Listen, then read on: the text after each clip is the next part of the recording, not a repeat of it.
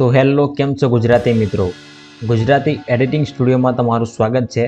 તો આજે આપણે એક વ્લોગનું થંબનેલ છે જે તમને બતાવવાના છીએ. તો સૌથી પહેલાં તમે થંબનેલ જોઈ લો. જે કંઈક આ પ્રકારનું થંબનેલ છે, આપણે જે એક ભાઈ માટે એડિટિંગ કર્યું છે. તો આ થંબનેલ તમને હું ટ્યુટોરિયલ શીખવાનો છું કે કેવી રીતે આ થંબનેલ બન્યું છે અને આની પ્રોસેસ શું હતી, આ થંબનેલ કેવી રીતે આપણે એડિટિંગ કર્યું છે. આજના વિડીયોમાં તમને આ જોવા મળશે. જો ચેનલ પર પહેલી વાર આવ્યા તો સબસ્ક્રાઇબ કરી રાખજો અને આ વિડીયો ગમે તો લાઈક કરજો.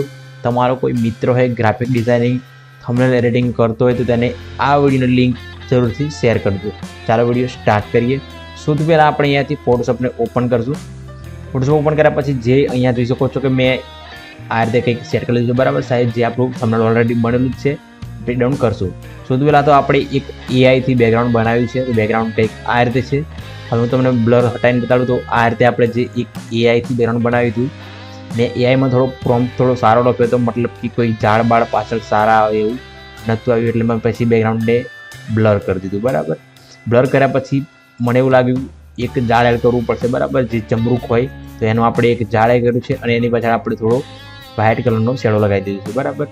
હવે બીજું આપણે સાઈડમાં પણ એક ઝાડ એડ કર્યું છે જે દેખાવાનું નથી. એની ઉપર પ્લસ આપણે ઝાડ થોડા પાછળ એવું દેખાવા માટે આપણે ફરીથી એક બેકગ્રાઉન્ડ આગળ એડ કર્યું છે. હવે કેવું લાગે છે કે ઝાડ બધા પાછળ રહી ગયા એવું. એની ઉપર આપણે ફરીથી જોયું જે આપણે ફળ છે, બરાબર, તે અહીંયા એડ કર્યા છે આ રીતે, બરાબર. અને એની થોડુંક શું કહેવાય પેલું આપણે થોડું ગેપ જેવું બનાવ્યું છે, જે તમને લાગે કે આ પીએનજી મેં એડ કરી છે. જે વાળ છે, બરાબર, જે તે દેખાવાની નથી, ટેન્શન ના લો. જેને આપણે બ્લર કરવાના છીએ પાછળથી, બરાબર. એટલે જે આપણો ફેસ છે તે અહીંયા આવશે, એટલે ખાસ કરીને તમને દેખાય નહીં આ રીતે, બરાબર. આ ફોટો તો થોડો આપણે એડિટિંગ કરી લીધો છે આને, બરાબર. હવે મને જે શર્ટ છે તે વ્હાઇટ હતું, મારે થોડું ચેન્જ કરો તો કલર, તો મેં કલર ચેન્જ કરી લીધો છે કંઈક આ રીતે, બરાબર. જે લાગે કે ફળ ટાઈપનું મિક્સ થાય. હવે આને થોડું આપણે કલર ગ્રેડિંગ કરશું, બરાબર. એક પહેલાં તો આપણે હાથ એડ કર્યો છે, પણ હાથ થોડોક વધારે વ્હાઇટ લાગતો હતો, તેમાં મેં થોડું એડિટિંગ કરી અને હાથને કંઈક આ રીતે સેટ કર્યો છે. તમે તમારા સ્ક્રીન પર દેખી શકો છો.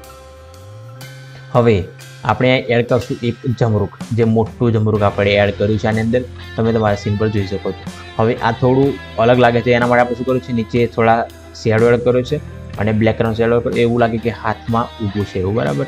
હવે જમરૂખને પણ આપણે થોડું અહીંયાથી કલર ગ્રેડિંગ કરશું, બરાબર. તમે તમારા સ્ક્રીન પર જોઈ શકો છો. થોડો શેડો આપશું, થોડું કલર ગ્રેડ કરશું, એટલે એવું લાગે કે હાથમાં ચમકી રહ્યો એવું લાગતું છે, બરાબર. હવે થોડા ફળ બીજા એડ કરી લેશે સાઈડમાં ને એવા, એટલે કે એવું દેખાય છે આ ફળ છે અહીંયા, બરાબર. હવે કે ખેતરમાં ગયા હતા, મતલબ એના માટે આપણે થોડુંક અહીંયાથી થોડું એડિટિંગ કરશું. એક મેં અહીંયાથી ગોળ રાઉન્ડનો ઇલિપ્સ બનાવ્યું છે, તમે તમારા સ્ક્રીન પર દેખી શકો છો. એની ઉપર આપણે જે ફોટો છે, બરાબર, તે એડ કર્યો છે, જે જમરૂખ તોડતા હોય એ ટાઈપનો, અને એને આપણે થોડો વ્હાઇટ ગ્લો ઇફેક્ટ આપી દીધો છે કંઈક આ રીતે. હવે એ રીતે મેં બીજું એક ગોળ રાઉન્ડ બનાવ્યું છે, એને પણ આપણે ઇફેક્ટમાં અહીંયા શેડો અને થોડુંક વ્હાઇટ કલરની પટ્ટી લગાવી છે, મતલબ કે સ્ટ્રોક લગાવી છે. એની અંદર પણ આપણે બીજા ફોટો એડ કર્યા છે અને એને પણ આપણે થોડો વ્હાઇટ સ્ટ્રોક આપી દીધી છે. હવે જે જમરૂખ છે તે ઝાડ પર લાગે, પણ આપણે જમરૂખ છે, બરાબર, થોડુંક ઉપર એવું લાગે છે કે ખાલી એમનેમ છે. તો એના માટે મેં અહીંયાથી ઝાડનું એક ડાળ એડ કર્યું છે, એટલે કે જમરૂખ ખાલી દેખાય અને જે ડાળ પર લટકી રહ્યું છે એવું આપણને દૂરથી લાગે, બરાબર. તો આ રીતે તમને જોવા મળતું હશે. હવે મને એવું લાગ્યું થોડું વાદળ પણ અંદર એડ કરવું જોઈએ, તો એના માટે મેં સિમ્પલી કલર સ્ટ્રોક લઈ અને અહીંયા કલર સ્ટ્રોક એડ કરી દીધું. તમે તમારા સ્ક્રીન પર દેખી શકો છો, કલર ખાલી સ્ટ્રોક એડ કરી છે, બરાબર, આ રીતે.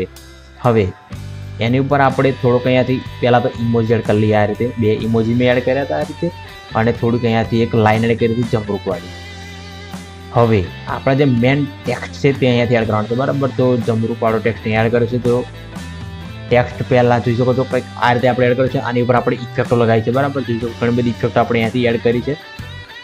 પહેલાં સ્ટાર્ટિંગમાં તમને કંઈક આ રીતે ટેક્સ્ટ જોવા મળશે, બરાબર. તમે તમારા સ્ક્રીન પર પહેલાં જોઈ લો. ટેક્સ્ટનો કલર આપણે કંઈક આ રીતે, તો એની અંદર આપણે સિમ્પલી આ બધી ઇફેક્ટો લગાવી છે, પછી ટેક્સ્ટ આ રીતે બને છે. એવી રીતે સેમ ટુ સેમ આપણે સાફ સફાઈ, બરાબર, જમરૂખ ખાતા સાફ સફાઈ, મતલબ આ એકદમ ક્લિયર ટેક્સ્ટ છે. હવે જે નીચે છે, બરાબર, થોડો હાથને એવું થોડું અલગ દેખાય એવું લાગે છે, તો આપણે નીચે થોડો શેડો પટ્ટી એડ કરી દઈશું આ રીતે, એટલે એવું લાગે કે એકદમ દૂરથી થોડું થાય છે, બરાબર. હવે જે આપણું થંબનેલ છે પરફેક્ટલી અહીંયા એડિટિંગ થયા પછી આપણે થોડુંક અહીંયાથી કેમેરાનો ફિલ્ટર લગાવી દઈશું. કેમેરાનો ફિલ્ટર લગાવી તમને ફાઇનલ થંબનેલ જોવો તો કંઈક આ રીતે જોવા મળશે, તમે તમારા સ્ક્રીન પર જોઈ શકો છો, બરાબર. તો આ આપણે પરફેક્ટ રીતે થંબનેલ એડિટિંગ થઈ ગયું છે અને એ ભાઈને પણ આ થંબનેલ બહુ જ ગમ્યું હતું. અને મતલબ વ્યૂ પણ આમાં થોડા સારા આવ્યા હતા એમના જે વ્યૂ આવતા એના કરતાં, બરાબર. જો તમારે પણ મારી જોડે થંબનેલ બનાવવું હોય તો કંઈ નહીં, વોટ્સઅપ નંબર આપેલો છે ડિસ્ક્રિપ્શનની અંદર, તમે મને મેસેજ કરી શકો છો. અને ચાલો મળીએ બીજા વિડીયોની અંદર, અને ચેનલને સબસ્ક્રાઈબ ના કરી તો સબસ્ક્રાઈબ કરી રાખજો.